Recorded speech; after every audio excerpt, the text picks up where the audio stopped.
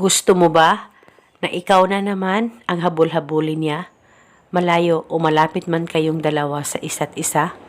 Lalong-lalo na ikaw na lang palagi ang naghahabol sa kanya. Kaya ngayon, gusto mo na siya na naman ang mababaliw sa kakahabol sa'yo. Kaya gawin itong ritual na ibabahagi ko sa inyo ngayon. Ito'y napaka-epektibo at paniguradong ito ay makakatulong sa inyo.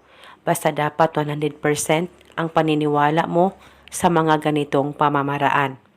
Pwede mo ito gawin sa kahit na anong araw o oras na gusto mo.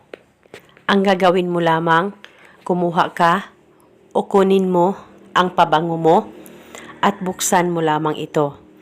At pagkatapos, kumuha ka ng papel at panulat at isulat sa papel ang kanyang tunay na pangalan at apelido ng 3 beses. At pagkatapos ay i-roll ang papel o itupi at isilid ito sa loob ng pabango mo. At nang malagay mo na, ay pwede mo nang takpan ang pabango at dapat gamitin mo ito araw-araw. Kahit ikaw ay nasa bahay lang, ay gamitin mo itong pabango mo. Kahit kaunti lamang ang malagay mo na pabango o kahit saang parte ng katawan mo ay pwedeng ilagay ito.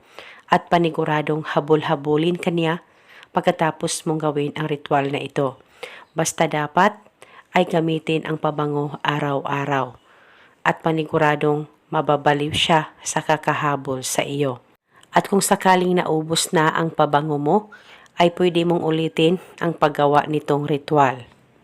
At wala na po kayong kailangan pang banggitin o ibulong na spell, basta gawin itong ritual na tama ang pagkagawa mo. At eto muna sa ngayon, sakaling kayo ay may katanungan, mag-comment lang po kayo sa baba.